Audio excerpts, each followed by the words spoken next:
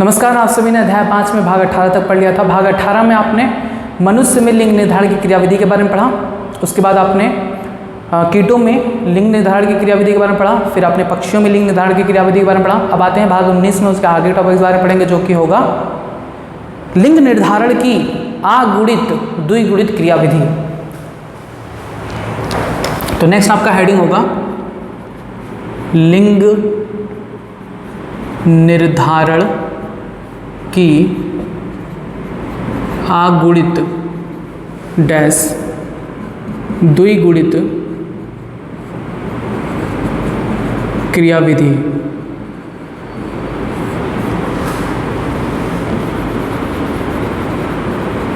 Mechanism of haploid diploid sex determination. देखिए, बहुत से ऐसे जीव हैं जिनमें उनके समूह में 3 प्रकार के प्राणी पाए जाते हैं। जैसे मधुमक्खी हो गया, मधुमक्खी यानी honey bee, comma wasp. Wasp का मतलब जानते क्या होता है? वास्प को हिंदी में बर्र कहते हैं। बर्र कहीं ना कहीं आपने ज़रूर देखा होगा। पीले रंग का होता है, जिसे सामान्य भाषा में हड्डा भी कहते हैं। पीले रंग का होता है, मधुमक्खी की तरह की होता है, थोड़ा मधुमक्खी से बड़ा होता है, शुद्ध पीले रंग का। अगर वो काट लेता है तो बहुत दर्द होता है, तो उसी को कहते हैं बर्र या वास्प। कॉमा चींटियाँ यानी आंट। ये ऐसे जीव हैं, इनके समूह में 3 प्रकार के जीव पाए जाते हैं। के समूह में 3 प्रकार के जीव पाए जाते हैं।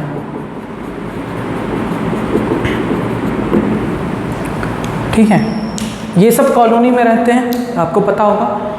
हनी बी, मधुमक्खी पुराने मंदिरों या बड़ी बिल्डिंगों पर आपने देखा होगा, छत्ता खूब बड़ा बड़ा बनाती हैं, कॉलोनी में रहती हैं। ठीक है, संयुक्त परिवार के रूप में। बर्र, हड्डा, ये भी आपके घरों में छोटे छोटे छत्ते सफ़ेद कलर के बनाते हैं, उसमें रहते हैं समूह बना के। चींटियाँ भी जहाँ पाई जाती हैं वहाँ समूह बना के रहती हैं। तो ये सब समूह बना के रहती हैं। और इनके समूह में 3 प्रकार के जीव पाए जाते हैं। कौन कौन से? एक होती हैं इनमें द्विगुणित रानी यानी डिप्लॉयड क्वीन, और दूसरी होती हैं द्विगुणित श्रमिक यानी डिप्लॉयड वर्कर। तीसरी होती हैं अगुणित ड्रोन, या इसे हम नर कहते हैं, हैप्लॉइड ड्रोन और मेल। ठीक है, याद करिए, मधुमक्खियों, वास्प यानी बर्र, कॉमा चींटियों की कॉलोनी में 3 प्रकार के जीव पाए जाते हैं। द्विगुणित रानी, द्विगुणित श्रमिक और अगुणित ड्रोन या नर। जो द्विगुणित रानी होती हैं, ये निषेचित अंडे से विकसित होती हैं। निषेचित अंडे से विकसित होती हैं।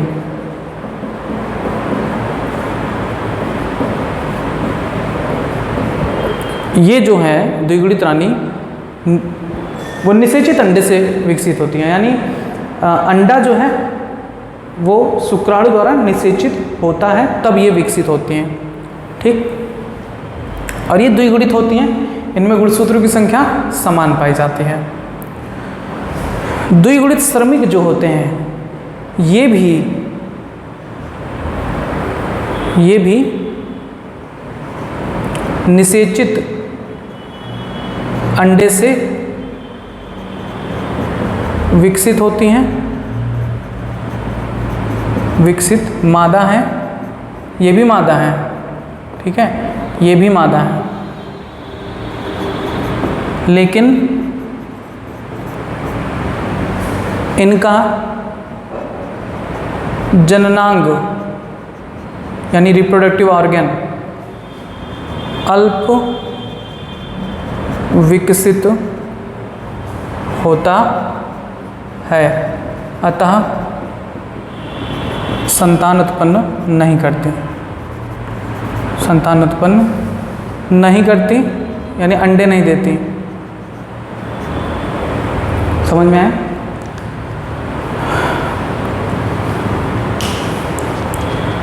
तो इनकी कॉलोनी में दो प्रकार की मादाएं होती हैं।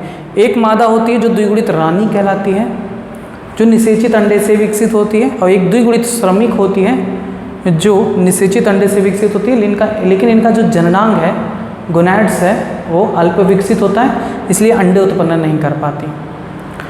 जो आगुणित ड्रोन होते हैं, नर होते हैं, ये एक विशेष प्रकार की प्रक्रिया से उत्पन्न होते हैं जो द्विगुणित रानी में होता है। ये बिना निषेचन के ही रानी की मधुमक्खी के अंडे से विकसित हो जाती हैं, बिना निषेचन के। तो यहाँ हम क्या कहेंगे कि ये अनिषेचित अंडे, अनिषेचित अंडे से विकसित नर हैं। तो ये आगुणित हुए। आइए थोड़ा और एक्सप्लेन करते हैं आपको। होता क्या है, किसी भी निषेचन के लिए क्या होता है? निषेचन के लिए नर चाहिए और मादा चाहिए। नर से नर युग्मक बनेगा यानी शुक्राणु, और मादा से मादा युग्मक बनेगा यानी अंडाणु। नर युग्मक और मादा युग्मक आपस में मिलते हैं तो क्या बनता है? युग्मनज। देखिए ये क्या है? नर है, ये मादा है, इनमें अर्धसूत्री विभाजन होता है तो युग्मक बनते हैं, जिससे द्विगुणित युग्मनज का विकास होता है। यही प्रक्रिया कहलाती है निषेचन। तो ये जो द्विगुणित रानी हैं वे निषेचन के द्वारा बनती हैं, जो अंडा निषेचित हो जाता है उससे बनती हैं। ये जो श्रमिक हैं वो भी निषेचित अंडे से बनती हैं। लेकिन ये जो ड्रोन होती हैं, नर होती हैं, इनको नर युग्मक की ज़रूरत नहीं पड़ती। ये सीधे मादा युग्मक से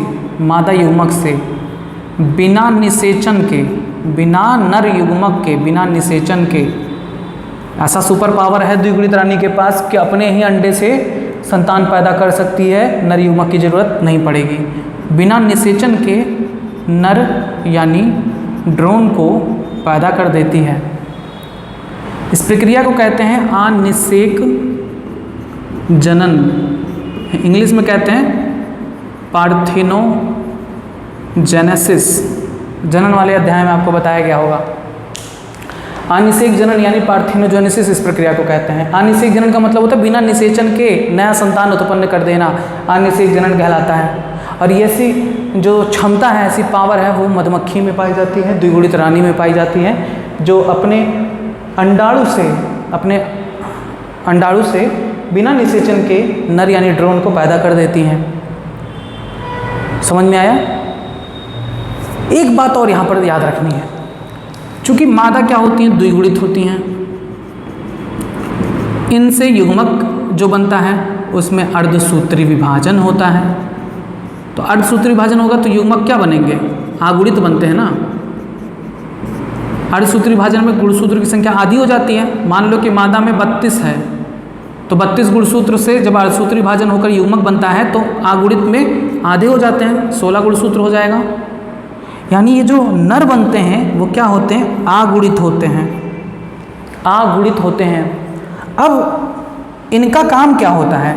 इस नर का काम होता है इस द्विगुणित रानी के साथ संभोग करना और निषेचित अंडा बनाना। तो देखिए नर क्या हैं, आगुणित हैं, एन, इनसे युग्मक बनेगा। रानी क्या है, द्विगुणित हैं, इनसे क्या बनेगा, मादा युग्मक बनेगा। देखिए द्विगुणित रानी हैं तो इनमें अर्धसूत्री विभाजन होगा और युग्मक आगुणित बनेंगे, ये सब प्रक्रिया आपको पता है। लेकिन यहाँ पर चूंकि नर खुद ही आगुणित हैं, तो नर खुद आगुणित हैं, तो अगर यहाँ पर अर्धसूत्री विभाजन हुआ तो गड़बड़ हो जाएगी, n/2 हो जाएगा युग्मक, तो ऐसा नहीं होना चाहिए। इसीलिए ड्रोन में, नर में युग्मक बनते समय अर्धसूत्री विभाजन ना होकर समसूत्री विभाजन होता है, जिससे गुणसूत्रों की संख्या में कोई परिवर्तन नहीं होता और n बनता है। अब ये नर युग्मक और ये मादा युग्मक आपस में मिलते हैं और बनता है युग्मनज 2n। अब ये युग्मनज हो सकता है विकसित होकर रानी बना दे, हो सकता है ये युग्मनज विकसित होकर श्रमिक बना दे। क्लियर हुआ? तो इस प्रकार से द्विगुणित रानी बनते हैं, द्विगुणित श्रमिक बनते हैं, आगुणित ड्रोन बनते हैं। एक छत्ते में द्विगुणित रानी एक ही पाई जाती है, केवल अकेले पाई जाती है। बनती तो बहुत सारी रानियां हैं, लेकिन इनके बीच आपस में लड़ाई झगड़ा होता है और सबको मार के जो जीत जाती है वो अकेले राज करती है छत्ते पर, सिंगल अकेले रानी।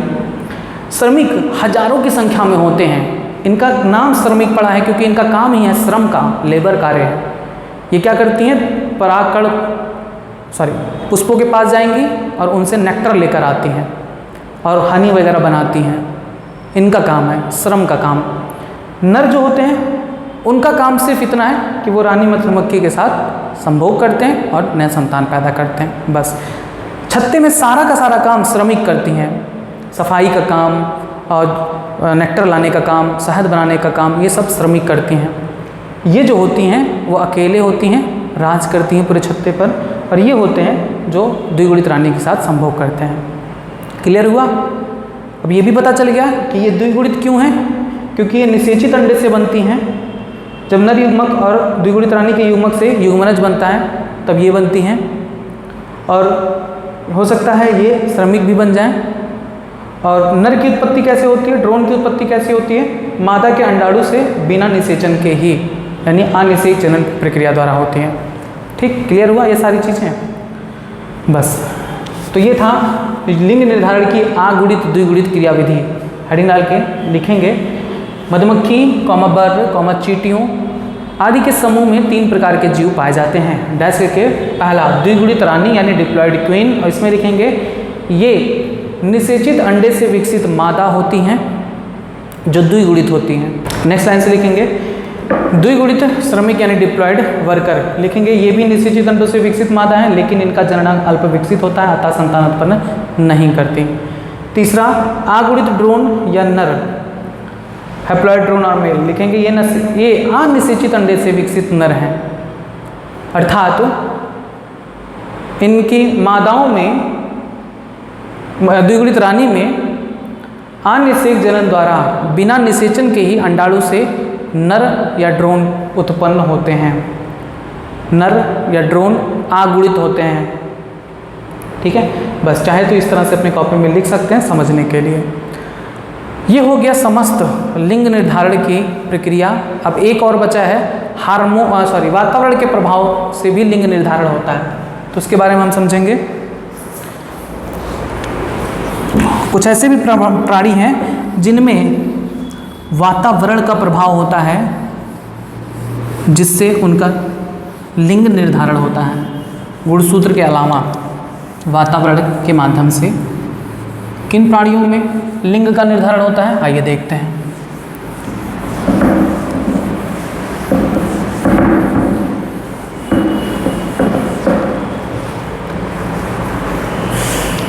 आखिरी टॉपिक है लिंग निर्धारण का, वातावरण के द्वारा लिंग निर्धारण, सेक्स डिटर्मिनेशन बाय इन्वायरमेंट। इसमें सबसे पहला आता है हार्मोन का प्रभाव। हार्मोन का प्रभाव, इफेक्ट ऑफ हार्मोन। इसका एग्जाम्पल है बोनेलिया विरिडिस। बोनेलिया विरिडिस।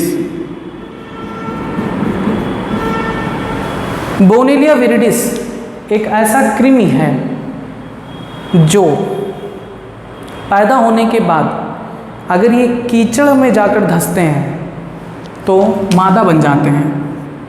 अगर कीचड़ में जाकर धंसते हैं तो मादा बन जाते हैं। और अगर बोनेलिया विरिडिस का जो लार्वा वो अगर मादा कृमि के झुंड में जाता है, मादा कृमियों के झुंड में चला जाता है और उनमें उपस्थित प्रोबोसिस ग्रंथि से जाकर चिपक जाता है तो वो क्या बन जाता है? नर बन जाता है। यह हार्मोन का प्रभाव है जिसके द्वारा लिंग का निर्धारण होता है।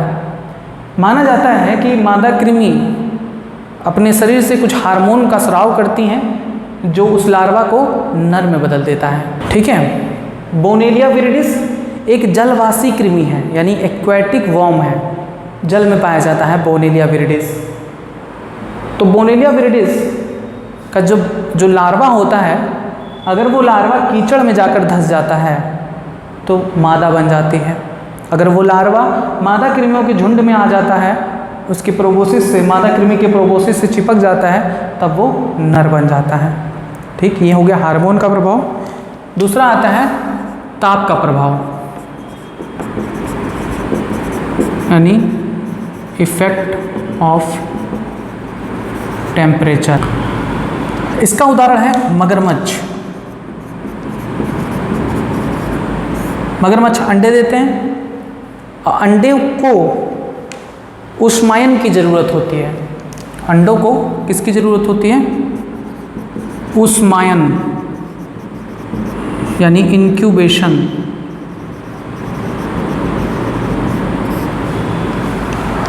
ये क्या होता है? अंडे जो देने वाले प्राणी होते हैं वो अंडे जब देते हैं तो आपने देखा होगा उसी के पास बैठे रहते हैं, उसी को चारों तरफ से घेर कर बैठे होते हैं। जैसे मुर्गी में मुर्गी अंडा जो देती है उसी के ऊपर बैठी होती है और उसको सामान्य भाषा में कहते हैं सेती हैं। अंडों को सेना कहते हैं, अंडों को सेती है, मतलब उष्मायन, उसको गर्मी देती है। इसे इंग्लिश में इंक्यूबेशन कहते हैं। तो मगरमच्छ के जो भी अंडे होते हैं उनको भी उष्मायन की ज़रूरत होती है, इंक्यूबेशन की ज़रूरत होती है। पाया ये गया है कि अगर वे अंडे 33 डिग्री सेल्सियस ताप पर उष्मायित होते हैं तब वे नर बन जाते हैं, और अगर वे 31 डिग्री सेल्सियस पर उष्मायित होते हैं तो वे मादा बन जाते हैं। बस ये था आपका 2 और टॉपिक लिंग निर्धारण से संबंधित, कि लिंग का निर्धारण वातावरण के माध्यम से किस प्रकार से होता है। तो एक हो गया हार्मोन के प्रभाव से, जिसका एग्जाम्पल है बोनेलिया विरिडिस, जिसमें उसका लार्वा अगर कीचड़ में जाकर धंस जाता है तो मादा बन जाता है। अगर वो लार्वा मादा कृमि के झुंड में चला जाता है तो वो नर बन जाता है। ताप का प्रभाव मगरमच्छ के अंडों को, या सभी जीव के, जितने भी जीव हैं सभी के अंडों को उष्मायन की ज़रूरत होती है। मगरमच्छ में अंडों का उष्मायन अगर 33 डिग्री सेल्सियस ताप पर होता है तो वो नर बन जाता है, और अगर 31 डिग्री सेल्सियस ताप पर बनता है तो वो मादा बन जाती है। अब इसको भी आप नोट कर लीजिए, हेडिंग डालेंगे वातावरण के द्वारा लिंग निर्धारण। पहला हेडिंग डालेंगे हार्मोन का प्रभाव, यानी इफेक्ट ऑफ हार्मोन। इसमें लिखेंगे बोनेलिया विरिडिस नामक जलवासी कृमि के लार्वा में नर व मादा बनने की क्षमता होती है। यदि वह लार्वा कीचड़ में जाकर धंस जाता है तो मादा प्राणी बनता है, और यदि वह मादा कृमियों के झुंड में जाकर उनके प्रोबोसिस से चिपक जाता है तब वह नर प्राणी बनता है। ऐसा माना जाता है कि मादा कृमि ऐसे हार्मोन का स्राव करती हैं जो लार्वा को नर प्राणी बनने में प्रेरित करता है। दूसरा हेडिंग डालेंगे ताप का प्रभाव, यानी इफेक्ट ऑफ टेम्परेचर। लिखेंगे अनेक सरीसृपों में लिंग का निर्धारण उस ताप पर निर्भर करता है जिस ताप पर अंडों का ऊष्मायन होता है। उदाहरण के लिए मगरमच्छ में 33 डिग्री सेल्सियस ताप पर केवल नर और 31 डिग्री सेल्सियस ताप पर ऊष्मायन होने पर अंडों से मादा संतानों का जन्म होता है। बस ये हो गया समस्त लिंग निर्धारण की प्रक्रिया के बारे में, लिंग निर्धारण की क्रियाविधि के बारे में। अब कुछ क्वेश्चंस जो नीट में पूछे हैं उनके आपको आंसर्स मैं बता दूं। इस टॉपिक से रिलेटेड जो नीट में क्वेश्चन पूछा गया है, आइए उससे देखते हैं। बहुत इजी क्वेश्चन आया है, ये सब चीज़ें आप याद कर लीजिएगा। ये सब इंटरेस्टिंग लगता है इसलिए तुरंत याद भी हो जाता है। क्वेश्चन है, निम्नलिखित में से कौन सा युग्म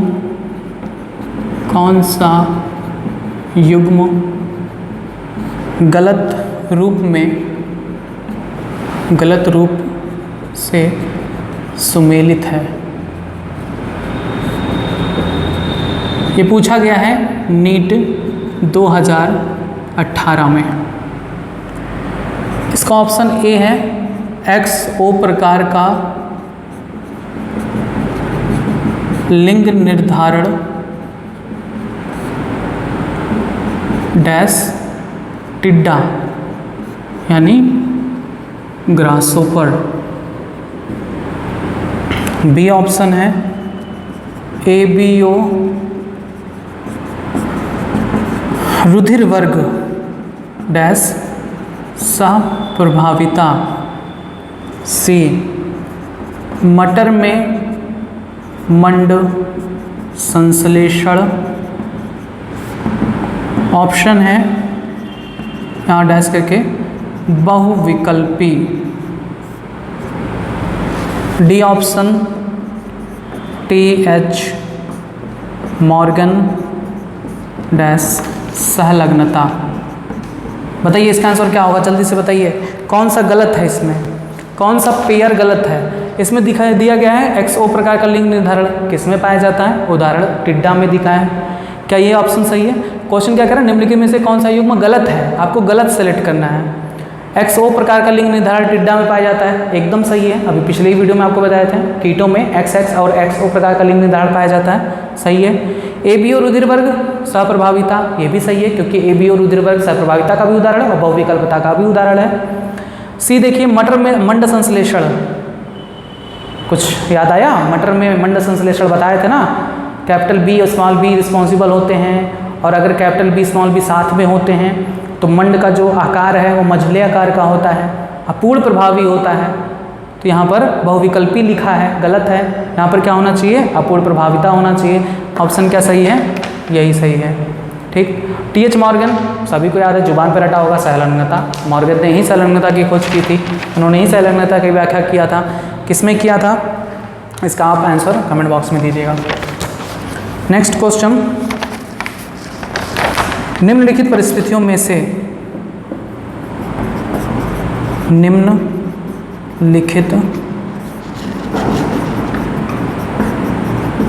परिस्थितियों में से कौन दिए गए उदाहरण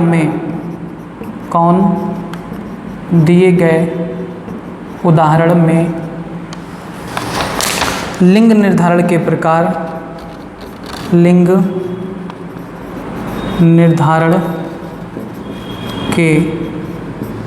प्रकार को सही रूप से वर्णित करता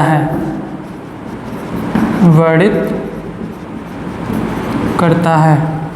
एक क्वेश्चन पूछा गया है नीट 2011 में। हालांकि 2011 में नीट नहीं चलता था, AIPMT चलता था, लेकिन अब चूंकि बच्चे हो सकता है AIPMT नहीं जानते हैं तो मैं नीट ही शब्द यूज करूंगा AIPMT की जगह पर। तो नीट 2011 में पूछा हुआ क्वेश्चन है।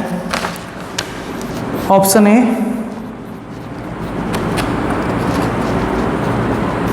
टिड्डे में XO प्रकार के लिंग गुणसूत्र नर लिंग को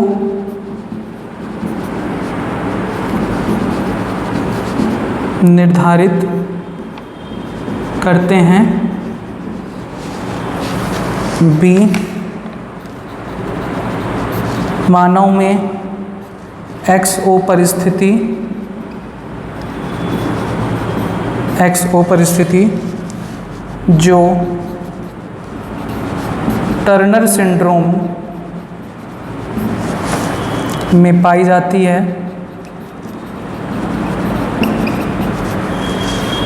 मादा लिंग निर्धारण करती है। मादा लिंग निर्धारण करती है। सी, ड्रोसोफिला में समयुग्मजी लिंग गुणसूत्र XX नर को उत्पन्न करती है। डी ऑप्शन, ड्रोसोफिला में नहीं, पक्षियों में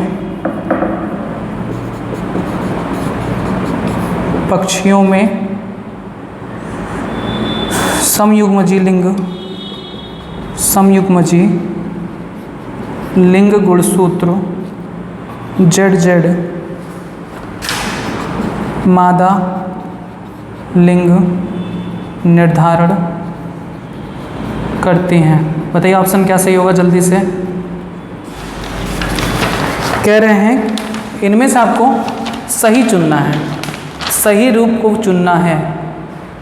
टिड्डे में XO प्रकार के लिंग गुणसूत्र नर लिंग को निर्धारण करते हैं। पहला ही ऑप्शन सही है। बताए थे टिड्डे में XX और XO प्रकार का लिंग निर्धारण पाया जाता है, जिनमें से XX मादा में पाई जाती है और XO नर में पाया जाता है, तो सही है। बी देखिए क्या कह रहे हैं, मानव में XO परिस्थिति जो टर्नर सिंड्रोम में पाई जाती है मादा के लिंग का निर्धारण करती है। गलत है।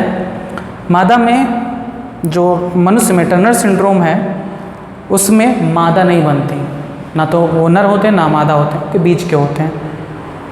ठीक है, नेक्स्ट है सी, ड्रोसोफिला में समयुग्मजी लिंग गुणसूत्र XX नर को उत्पन्न करती नहीं।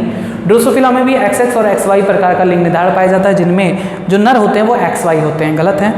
पक्षियों में समयुग्मजी लिंग गुणसूत्र, पक्षी में समयुग्मजी लिंग गुणसूत्र जो ZZ है मादा लिंग का निर्धारण करती है। गलत है। मादा यहाँ पर विषम होती हैं, ZW होती हैं और ZZ नर होते हैं। ऑप्शन क्या सही होगा? पहला, नीट 2011 में पूछा हुआ क्वेश्चन था। अब नेक्स्ट आते हैं क्वेश्चन, ज़्यादातर ड्रोसोफिला पर ही पूछा गया है।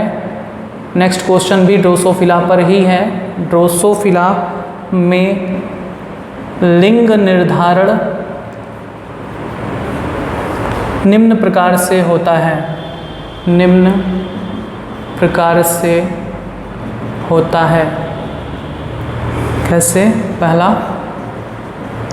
अंडाणु निषेचित है या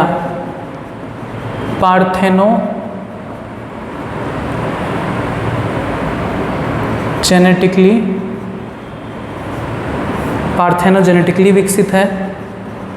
पार्थेनोजेनेटिकली का मतलब क्या होता है? आनिषेक जनन द्वारा। बी, दैहिक गुणसूत्र व X गुणसूत्रों के अनुपात द्वारा। सी, X व Y गुणसूत्र द्वारा। डी, गुणसूत्रों के जोड़ों व दैहिक गुणसूत्रों के अनुपात द्वारा। तो ड्रोसोफिला में लिंग निर्धारण किस प्रकार से होता है? कह रहे हैं अंडाणु निषेचित है या पार्थेनोजेनेटिक। तो ड्रोसोफिला में पार्थेनोजेनेसिस नहीं पाई जाती है, आनिषेक जनन नहीं पाया था। यह ऑप्शन तो बिल्कुल भी गलत है। दूसरा देखिए, दैहिक गुणसूत्र व X गुणसूत्र के अनुपात द्वारा। इस क्वेश्चन में डाउट है, बुक में दिया गया है बी आंसर सही है, लेकिन हमें सी भी आंसर सही दिख रहा है एक्स और वाई गुणसूत्र द्वारा, क्योंकि ड्रोसोफिला में लिंग निर्धारण एक्स एक्स और एक्स वाई गुणसूत्र के द्वारा ही होता है। हमें ये लग रहा है, लेकिन बुक में ये दिया गया है, तो इसमें कन्फ्यूजन है। मेरे हिसाब से आपको सी पर जाना चाहिए, लेकिन एक वैज्ञानिक थे, उन्होंने ये बताया था, स्पेशली ड्रोसोफिला के बारे में बताया था कि ड्रोसोफिला में दैहिक गुणसूत्र व एक्स गुणसूत्र के अनुपात द्वारा लिंग निर्धारण होता है। तो ये भी सही हो सकता है, मैं इसमें श्योर नहीं हूँ, और लेकिन मैं अगर सेलेक्ट करना चाहूँगा तो सी को ही सेलेक्ट करूँगा। बस इतने क्वेश्चंस थे जो नीट में इस टॉपिक से रिलेटेड थे। अब उसके बाद जो टॉपिक आता है वो है बार पिंड, यानी बार काय क्या होता है, बार बॉडी क्या होती है। इसके बारे में आपको नेक्स्ट टॉपिक में, नेक्स्ट पार्ट में बताया जाएगा, भाग 20 में। तब तक कुछ क्वेश्चंस हैं इस टॉपिक से रिलेटेड जिसके आंसर आपको देने चाहिए। पहला क्वेश्चन ये है, बताइए लिंग निर्धारण की आगुणित द्विगुणित क्रियाविधि किस में पाया जाता है, उदाहरण बताइए। दूसरा, अनिषेक जनन किस में पाया जाता है, उदाहरण बताइए। तीसरा क्वेश्चन, नर ड्रोन या आगुणित ड्रोन या नर मधुमक्खी में नर युग्मक बनते समय कौन सा कोशिका विभाजन होता है। नेक्स्ट क्वेश्चन, हार्मोन के प्रभाव द्वारा लिंग निर्धारण किस में होता है। नेक्स्ट क्वेश्चन, ताप के प्रभाव द्वारा लिंग निर्धारण किस प्राणी में होता है। बस इतने क्वेश्चन हैं जिनके आंसर आप कमेंट में जरूर दीजिएगा, क्योंकि ये सब क्वेश्चन बहुत इंपॉर्टेंट हैं और ऐसे ही डायरेक्ट पूछे जाते हैं। ठीक है, क्वेश्चन का आंसर दीजिएगा और आगे के टॉपिक्स के लिए आप जुड़े रहिए बायोलॉजी इन हिंदी यूट्यूब चैनल के साथ। धन्यवाद।